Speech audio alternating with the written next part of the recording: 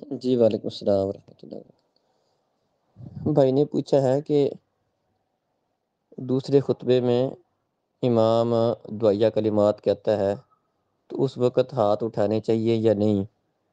بھی اس موقع پر ہاتھوں کو اٹھانا خطبے کے دوران درست نہیں ہے۔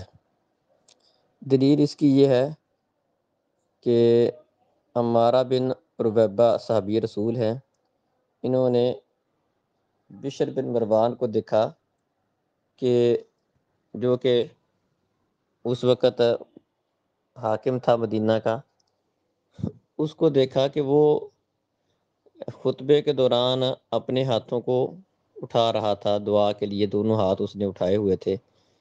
تو وہ فرمانے لگے کہ اللہ تعالیٰ ان ہاتھوں کا برا کرے، میں نے نبی مکرم صلی اللہ علیہ وسلم کو خطبے کے دوران صرف یہ شہادت والی انگلی کے ساتھ اشارہ کرتے ہوئے دیکھا، آپ ہاتھوں کو اٹھایا نہیں کرتے تھے۔ تو اس حدیث سے اس بات کا پتہ چلتا ہے کہ نبی مکرم صلی اللہ علیہ وسلم خطبے کے دوران جب دعائیہ کلمات کہتے تھے تو اس کے لیے جس طرح عام روٹین میں بندہ دعا کرتے وقت دونوں ہاتھوں کو اٹھاتا ہے، اس طرح ہاتھ نہیں اٹھاتے تھے، باقی صرف انگلی کے ساتھ اشارہ وہی کرتے تھے۔ تو اس سے یہ بات سمجھ آتی ہے کہ ہاتھوں کو دعا کی طرح جس طرح اٹھایا جاتا ہے اس طرح نہیں اٹھائیں گے خطبے کے دوران، بلکہ اس کے بغیر ہی دعائیہ کلمات کہیں گے۔